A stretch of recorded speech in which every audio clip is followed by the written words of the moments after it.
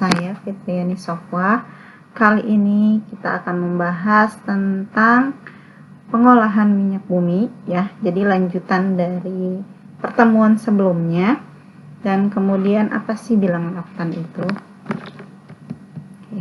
Nah, kemarin sudah saya jelaskan kan tahapan-tahapan pengolahan minyak bumi. Jadi tahapan pengolahan minyak bumi ketika minyak bumi diperoleh dengan cara pengeboran.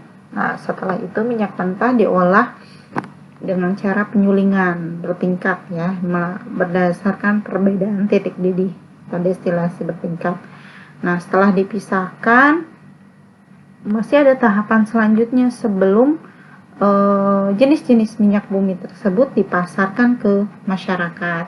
Jadi ada tahapan yang lain, yaitu ada cracking, ada reforming, ada polimerisasi, ada treating dan blending.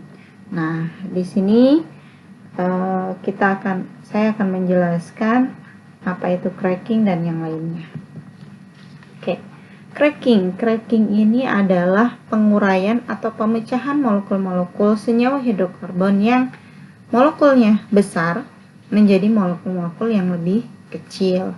Jadi misalkan kalau dalam proses destilasi itu dihasilkan bensinnya lebih sedikit ya, sedangkan misalkan kerosinnya lebih banyak, sedangkan yang dibutuhkan oleh masyarakat itu lebih banyak adalah bensin. Maka untuk bisa menghasilkan bensin yang banyak ya ini tadi tahapannya adalah dengan proses cracking. Nah, proses cracking ini ada dua cara. Yang pertama adalah dengan cara pemanasan ya, dengan cara pemanasan dengan suhu yang sangat tinggi, juga dengan tekanan yang rendah. Yang kedua, ketika cara ini misalkan kurang maksimal atau tidak terlalu stabil, maka ditambahkanlah katalis atau bahan kimia yang lain ya, sehingga dihasilkanlah apa yang kita inginkan, misalnya bensin yang kita inginkan lebih banyak. Nah, contohnya di sini ada pemecahan senyawa dekana ya menjadi etena dan oktana. Dan oktana ini adalah dia adalah senyawa utama dari bensin ya. Jadi dekana ini dipecah menjadi etena dan oktana. Pada proses ini melakukan caranya dengan cara pemanasan, yaitu dengan suhu 500 derajat Celcius dan tekanan 25 atm. Nah, pada proses pemanasan dengan suhu ini dan tekanan 25 atm ini ternyata hasilnya kurang maksimal. Lalu ditambahkanlah katalis. Katalisnya platinum dan molybdenum dioksida MOO2. Nah, jadi hasilnya adalah bensin yang kualitasnya lebih baik. Oke, kemudian tahapan selanjutnya. Nah, kalau tadi itu pemecahan molekul yang besar menjadi molekul yang lebih kecil untuk bisa menghasilkan bensin yang lebih banyak. Nah, sekarang reforming adalah pengubahan bentuk molekul bensin yang bermutu kurang baik ya. Yang bermutu kurang baik itu yang rantainya lurus, kemudian diubah menjadi bensin yang strukturnya itu adalah rantainya bercabang, nah, sehingga dihasilkan kualitas bensin yang lebih baik. Nah, pada tahapan ini hampir sama caranya adalah dengan cara pemanasan dan juga penambahan katalis. Jadi di reforming ini dia pengubahan struktur molekul hidrokarbon alifatik menjadi hidrokarbon aromatik gitu. Jadi bisa juga seperti itu. Nah, ini contohnya ada heksana ya, diubah menjadi heksena ya, jadi yang rantai yang ikatannya tunggal menjadi ikatan rangkap ya. Jadi ini reaksi eliminasi dulu caranya. Nah, kemudian setelah itu dari heksena diubah lagi menjadi benzena juga. Jadi caranya adalah cara eliminasi ya, reaksi eliminasi. Nah, pada reaksi ini ya, pada tahapan ini tahapannya yaitu tadi dengan cara pemanasan kemudian pemberian tekanan juga, dan juga penambahan katalis. Katalisnya juga sama, yaitu molybdenum, oksida, dan platina. Oke, tahapan selanjutnya yaitu polimerisasi. Jadi polimerisasi ini kayak kebalikan dari cracking. Polimerisasi ini adalah penggabungan molekul-molekul kecil menjadi molekul-molekul yang lebih besar. Jadi contohnya di sini adalah penggabungan senyawa isobutena dengan senyawa isobutana, sehingga menghasilkan bensin yang berkualitas tinggi, yaitu isooktana. Nah, seperti ini ya, ini namanya seperti reaksi adisi ya, jadi penggabungan dari ikatan rangkap menjadi ikatan tunggal. Selanjutnya treating.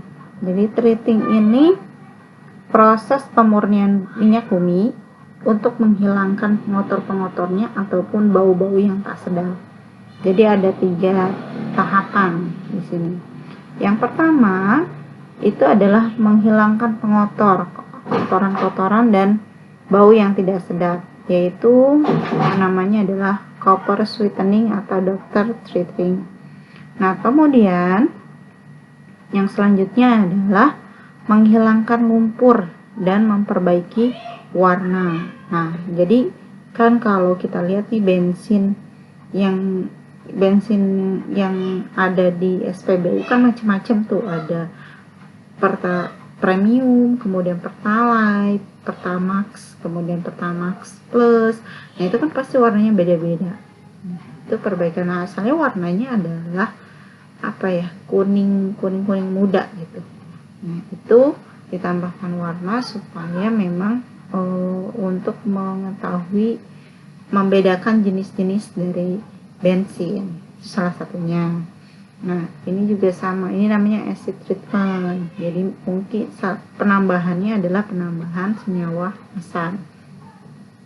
Terus desulfurisasi. Nah, ini adalah penghilang unsur belerang ya. Jadi salah satu yang menyebabkan bau itu juga adalah unsur belerang. Nah, jadi treating ini simpulannya adalah proses untuk menghilangkan kotoran-kotoran dan bau yang tak sedap. Selanjutnya adalah blending. Jadi blending ini tahapan terakhir yang dilakukan pada proses bensin atau minyak bumi. Nah, ini adalah untuk menambahkan kualitas bensin ya. Salah satunya dengan menambahkan zat aditif. Nah, zat aditif ini yang ditambahkan ke dalam bensin ada sekitar 22 zat aditif. Di antaranya ada tetraethylit. Tetraethylit ini adalah ini yang mengandung timbal ya. Kemudian metil tersier butil ether, kemudian ada etanol dan metanol, di antaranya dari 22. Nah, penambahan zat aditif ini ada ada efek samping, ada dampak negatifnya. Salah satunya adalah TEL. TEL ini, penambahan timbal ini nantinya akan menghasilkan polusi yang juga menghasilkan timbal, dan itu tidak baik untuk pernapasan. Jadi kalau di negara-negara maju, penggunaan timbal ini atau TEL ini sudah sangat dilarang ya. Mudah-mudahan di Indonesia juga sudah tidak ada ya. Oke. Nah, penambahan zat aditif ke bensin ini, ke minyak bumi ini adalah untuk meningkatkan kualitas bensin, yaitu meningkatkan bilangan oktan. Jadi kalau bilangan oktan bensin tersebut tinggi, maka kualitas bensinnya baik. Kalau rendah ya artinya tidak baik. Nah, bilangan oktan itu apa sih? Bilangan oktan adalah angka yang menunjukkan tingkat ketukan atau knocking yang ditimbulkan bensin terhadap mesin saat terjadi pembakaran. Nah, jadi penentuan bilangan oktan itu perbandingan nilai ketukan pada bensin dengan nilai ketukan pada campuran hidrokarbon standar. Nah, campuran hidrokarbon standar itu adalah heptana dan isoktana.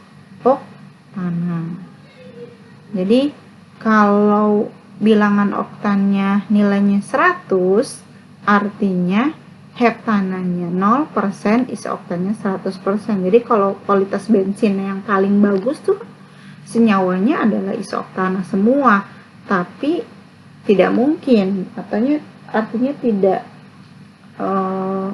ketika diuji coba pada kendaraan itu tidak mungkin, tidak terjadi.